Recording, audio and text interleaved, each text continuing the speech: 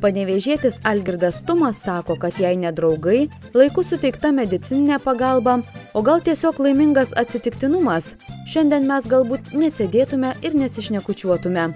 Iš pažiūros sveikas, energingas pusamžis vyras prieš 10 metų patyrė miokardo infarktą.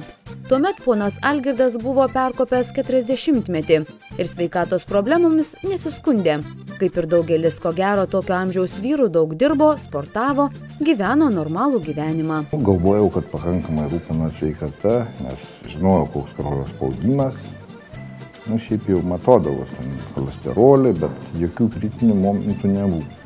Išėjo taip, kaip išėjo ir visą laimę, kad buvo aplink draugų, kurie paskambino į greitąją, atvažiavo greitoji, virkau ir pakliuvau į ligoninę. Jau kai pakliuvau, man jau viskas praėjo, aš kaip ir ruošiausi eiti namo, bet tada jau manęs nebeišleido. Ir po visos eilės tyrimų, aš iš pradžių ir netikėjau, kad ten man infarktas, bet kada jau objektyviai ištyrė ir parodė, kurioje vietoje ir kaip, tai tada jau prisėjo patikėti.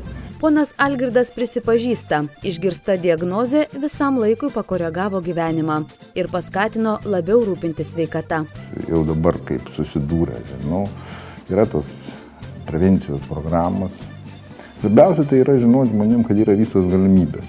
Ir jeigu jūs rūpinsitės patys, tai gydytojai tikrai gali pradėti.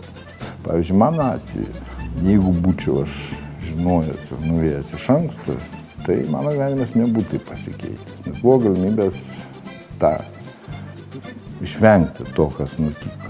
Būtent laiku atlikta prevencija paprasčiausias būdas užkirsti kelią klastingoms širdies ir kraujagyslių ligoms, tvirtina gydytoja kardiologė Jūratė Čepienė. Širdies ir kraujagyslių lygos klastingos tuo, kad jos gali pasireikšti staiga, visų pirma, niekuo neperspėdamos ir dažnai miokardo infarktas būna pirmas ir paskutinis. Todėl ir prevencijos esmė užbėgti už akių. Anksčiau aterosklerozė buvo tapatinama su senėjimo procesu, tačiau ne visiems vienodai ji progresuoja, ne visiems vienodai ji prasideda. Kartais ir žiloje senatvėje žmonių kraujagyslės yra pakankamai elastingos, tačiau paskutiniu metu ši liga tikrai jaunėja. Turime vis daugiau ir daugiau pacientų, net ir neperkopusių 40 metų ribos, kurie jau turi didelių problemų su širdimi. Lemiamos reikšmės turi paveldimumas ir rizikos faktoriai, kurių yra priskaičiuojama virš 200, tačiau ne visi jie yra vienodai reikšmingi. Mokslinių tyrimų duomenimis yra išskirti 3 pagrindiniai rizikos faktoriai, turintys lemiamą įtaką koronarinės širdies ligos vystymesi.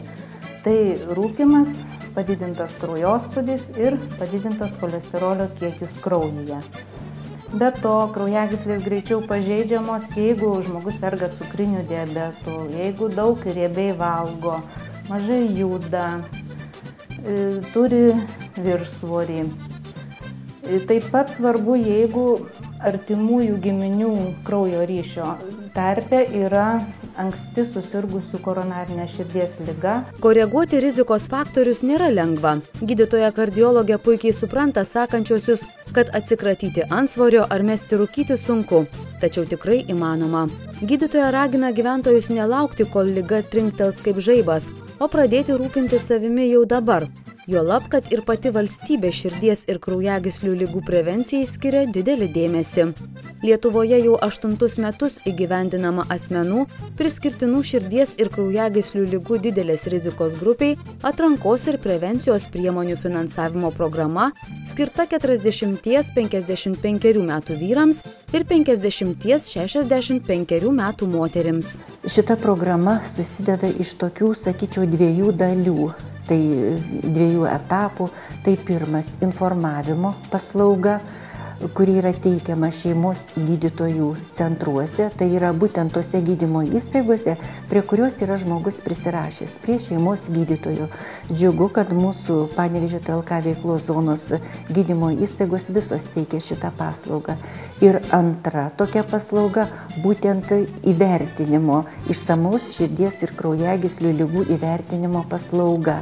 Jei pagal amžių jums priklauso pasitikrinti, pirmiausia kreipkitės į savo šeimos gydytoją, kuris paaiškins ir paskirs pagal šią programą numatytus tyrimus, prevencinės priemonės. Įvertinama rizika, kaip žmogus gali susirgti šitą ligą. Jeigu tai yra nedideli sutrikimai, aišku, skiriamos yra prevencinės priemonės ir jeigu yra reikalas medikamentinis gydymas.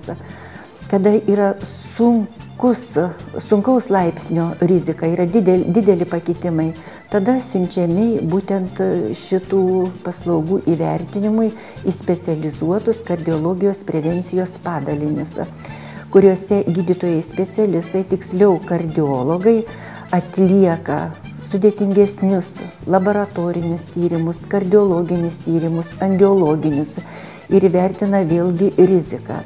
Taip pat skiria toliau nepertraukiamą prevencinės įvairias priemonės bei nepertraukiamą medikamentinį gydymą. Panevėžio teritorinės ligonių kasos vyriausioji specialistė Regina Venskienė tvirtina, kad valstybės dėmesys širdies ir kraujagyslių ligų prevencijai didėja. Kasmet skiriama vis daugiau lėšų jai įgyvendinti. Tai reiškia, kad vis daugiau Lietuvos gyventojų turi galimybę pasitikrinti sveikatą ir užkirsti kelią klastingoms ligoms. Kad žmonės labiau rūpinasi savo sveikata, įrodo ir praėjusių metų programos įgyvendinimo rezultatai. Vyrai būtent nuo 40 iki 55 metų ir moteris nuo 50 iki 65 metų, va toks tikrinamas kontingentas yra apie 94 000 va tokių pacientų, tai iš jų daugiau kaip 32 000 jau sudalyvavo šioje programoje, tai sudarytų virš 30%, reiškia trečdalis gyventojų mūsų Panevėžio TLK veiklos zonos gyventojų buvo patikrinta. Norėčiau visus pakviesti, sudalyvauti visose prevencinėse programuose ir aišku širdies ir kraujagyslių prevencinėje programoje. Šita programa žmonėms gyventojams visiškai nekainuoja. Jin yra apmokama iš privalomojo sveikatos draudimo fondo biudžeto, būtent tomis lėšomis.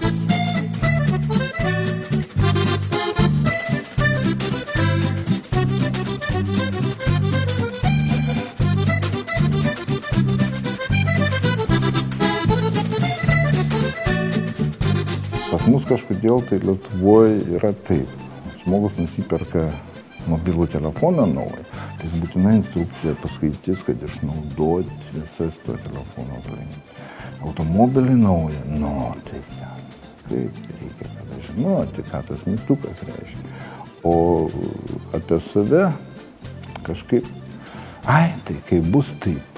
Tiesiog reikia rūpinti savim, nes gydytojas jis gali padėti. Bet jeigu žmogui pačiam nerūpi, tai niekas nepadės.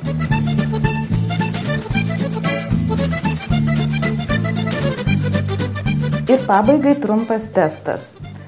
Kiekvienas savo mintyse išvardinkite 5 artimiausius žmonės, kuriuos labiausiai mylite. Jeigu šitame sąraše, kad ir 5 vietoje atsidūrėte jūs pats, vadinasi, jūs turite šansą nesirgti širdies ir kraujagyslių ligomis. Būkite sveiki.